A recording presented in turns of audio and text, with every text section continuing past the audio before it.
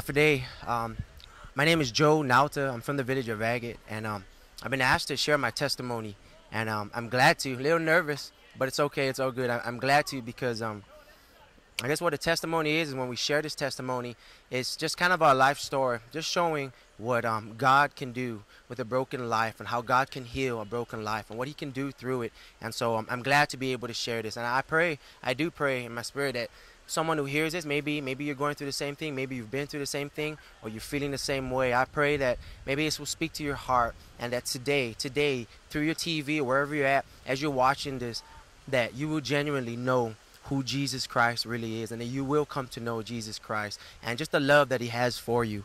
As I said, my name is Joe. I grew up down south in the village of Agate, and it's a pretty rough area. I'm the youngest out of a family of 11.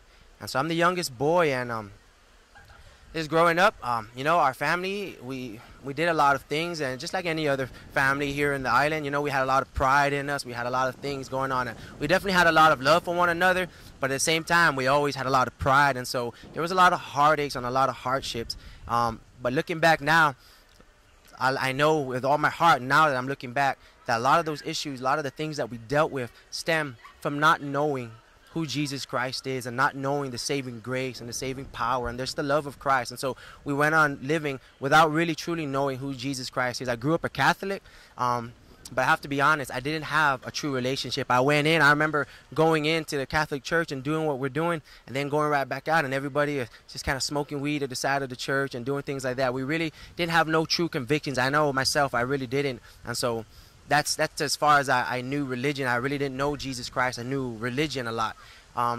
Anyways, just growing up, our family, we've been through a lot of things. I've been through a lot of things, and all the things that I've gone through, all the sin in my life, the things that I was doing was pulling me farther and farther and farther away from God. And I have to be honest with you, I came to a point in my life where I just, it was a low point, and I realized that, man, I think I'm happy. And this is the thing, and I believe with all my heart that there's a lot of us out there, there's a lot of you out here who we would have a party and you would have a blast. You would get drunk and drink with the boys and kick back, and everything would be great and everything would be nice, right? And you think, you got it made. We live on the island. It's beautiful out here. But I remember many nights, many nights, and maybe some of you are still going through the same thing right now, that when you go home, I remember many nights that when I went home and I laid down from just having a great time, I just finished having a blast with my friends. But I remember laying down at night, and when I put my head down on my pillow, and it was just me and me, there was no one else around, no one else watching, I remember being lonely. I remember being sad deep inside. I remember feeling empty, like I was missing something. And the truth is, I was missing something, but I didn't realize this, and I didn't notice till later. God was faithful, and He was gracious to me to send 3 people throughout my life to tell me about Jesus Christ. First was it was my sister. My sister was the first person. She went to Hawaii and she found Jesus, and she came back. And I remember her, one of my brothers that had passed away, he committed suicide. I remember my sister preaching the gospel to me, talking to me about the love of Jesus Christ. And I remember looking at it, and I actually even said the prayer thinking, but really deep inside, I just kind of wanted to get it over and done with and just kind of get it out of my way. But there was no real fruit, because I remember she planted that seed, and I'm so grateful for it because the Lord did water it and do something great with it. But I remember just living the same life right after that. Went back, continued to do drugs, continued to drink alcohol, continued to just party and fight and be in a gang and do all these things. And so that was my life for a while. And then the Lord sent somebody else to share Jesus Christ. He was a deacon from a church. The Lord sent this man to talk to me about Jesus Christ. And I remember just looking at him and thinking, man, that's cool. It makes sense. I've heard this before. But you know what? I'm 19 years old right now. I'm at the prime of my life. I'm having a blast. I really don't need Jesus Christ. He's going to cram my style. The truth is that I loved my sin. I loved doing what I was doing. It was fun, but for a moment. Because later on, I remember still going to bed every night, crying deep inside, even coming to the point where, man, I think I'm happy, but for some reason, I feel like I want to commit suicide. Why is that? Why is that? If I'm so happy, or maybe if you're so happy, why is it that we want to kill ourselves? Why is it that we're crying out for something more? That's because we're missing something. And then I remember growing up later on, and I remember I meet my wife now. Her name is Jennifer, my lovely wife. And she was the last person who preached Jesus Christ to me. She was going through some heartaches and hardship in her life.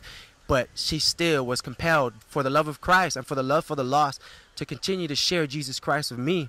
I used to look at it and I used to think, oh yeah, well, if Jesus Christ is this, then why did my brother commit suicide and why is he dead? If Jesus Christ is this, then why all this and why all that? All I keep seeing was the negative and the heartaches. And you know what? She didn't have the answers for everything. All she could do, like I'm doing right now, is sharing the love of Jesus Christ and what Christ did in her life and what Christ can do in anyone's life who would open up their hearts to him. And so I questioned her and I questioned her, and I remember she let it be. She said, you know what, I'm going to be praying for you. I said, cool, you do that. You just be praying for me, you know. But I remember finally one day, you know, I went to the hospital. One of my brothers was sick. One of my brothers was sick, and he had something that the doctors had detected. And I remember a man came, and he was talking to my brother, and he was preaching. He was just telling him about Jesus, and he was reading him the Bible every day. You know what I'm saying? As many times as he could, he would come up, and I would watch it, and I'd be like, whatever, whatever. But I remember clearly one day that the doctor came back in, and the doctor said, you know what? I don't understand this. I can't really explain it. But I remember the doctor saying, this is what we saw now, back then when we first took his x-rays, but this is what we see now. And the things that they detected in my brother's lungs, the things that they found in him, all of a sudden was gone. They weren't there no more. I know this may sound crazy to a lot of people because it certainly sounded crazy to me at the time. And in fact, it sounded so crazy, it kind of made me mad and irritated. And I remember the night before that, I was in the club and I was drunk and I was trying to fight with somebody, you know what I'm saying? We were trying to back up some of our friends. Anyways, the next day I come and I see my brother and I see this thing happen. I see this man reading the Bible to my brother, telling him about Jesus. And all of a sudden this miracle, which is what it really was, happens. And so I went home that night and I remember just thinking, man, that's crazy. I don't know what this means, but I really don't care. For some reason, more than ever, even though I should have been happy, I was angry at the Lord because all these other thoughts came back to, if you're such a good God, why did my brother hang himself, which is what he did. My brother committed suicide at the age of 22 years old, and he was lost, and he was hurting. And I remember why. You know, I remember he was, you know, he just had a lot of things on his plate, and he didn't know who to really turn to. He had pride. I know we all did. I had pride in my heart, and I know he did. But I remember seeing him cry. I remember seeing him cry when we were in our bedroom, 3 o'clock in the morning, with no one there, no one to see us. And I've never seen this man cry in my life. He was the toughest guy, one of the toughest guys I've ever met. He was a true warrior as far as the island goes, the street goes. But he cried, and he was crying like a baby. But you know what? I was too afraid to say something because of our pride. I was too afraid that he would be mad at me or try to, you know what I'm saying? And I just didn't want to go there with him. And so I just laid down in my bed and listened to him cry all night long till the sun came up. And I never said a word. And then weeks later, I moved out of the house, and weeks later, my brother committed suicide. He hung himself. And for years after that, for years, I felt responsible. I felt like if I had just said something, maybe something would have changed. If I just said, hey bro, you want to talk? I love you. I don't know what I can say, but I'm here for you. If I would have just said something, maybe something would have been different. But I didn't. And I carried that burden for all my life. Until I met Jesus, I carried that burden. And the day my brother was healed, I was mad at the Lord, and I went home, and I went to bed, and I had this dream, and this dream was as real as you and me talking here. I could feel the heat in my face. I could feel everything. I could feel the wind. I could feel everything in this dream. To me, in this dream, it was not a dream. And so my brother died. I was 16 years old, and now I'm 22 years old in this dream. Well, I'm 21 years old in this dream. And so 6 years have passed or so, and I remember having this dream. And it was as real, like I said, as you and me talking. It's as real as this tree, as the water behind me. And I remember in this dream that I was falling. I remember in this dream that I was in the ocean, in my beautiful island of Guam, in paradise. But I was in the ocean, and a huge tidal wave came and sucked me in, sucked my family in. It was me and my brother who was miraculously cured from whatever that disease was or whatever that thing was. We were all in the ocean, and it sucked us out.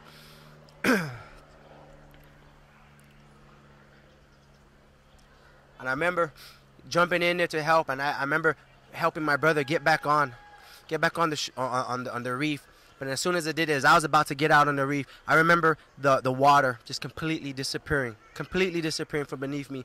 And all of a sudden, I'm falling, and I'm falling, and I'm falling, and I'm falling. and it's like a never-ending fall. And I look up and I could see my mom and my brother who was standing on the reef looking down, and they were getting smaller as the seconds go because I'm just falling constantly. And I remember finally, after what seemed like forever, I hit this ground. I hit the ground, the bottomless pit or whatever this is. I hit this ground, and I get up and I look, and it's just someplace I've never been before. Just rocks and trees, look like a forest, but something that was definitely foreign to me.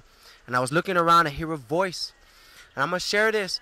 And I know that there's a huge possibility that people who hear this, maybe even my own family, and it hurts me to say this, but I'm going to tell it because this is what it took for me to come to know Jesus.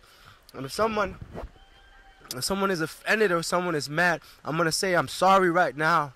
And I know that I love you. And what I'm going to say, I say because I do love you. And whether you're my family or if you're just another islander from Guam, I say this, and I'm going to put myself out there and say this because people need to know the truth, and we need to be open to where we're going to go without Jesus Christ. And this is what it took for me. People shared in love with me, and I just didn't get it. It wasn't until God shook me up through this dream. And it wasn't this dream that saved me, but God used this to just turn my life around, turn my eyes around to get back on track, or to get on track of Him for the first time in my life. And so I'm going to share this. And again, I'm going to apologize to anyone who's offended, but please know I'm doing this truthfully out of love. I hit this ground, and when I get up,